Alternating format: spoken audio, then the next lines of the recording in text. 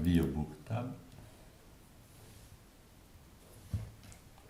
metto tutto schermo, guida all'uso, quindi non ho nessun testo, effettuo il login, inserisco l'email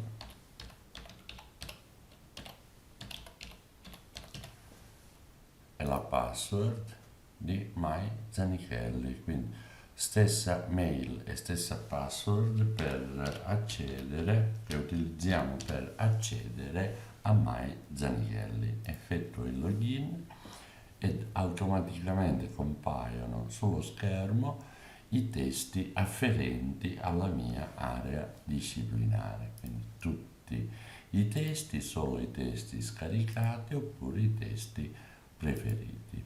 Ecco, quindi sul login verificare l'account e verificare il login a MyZanichelli.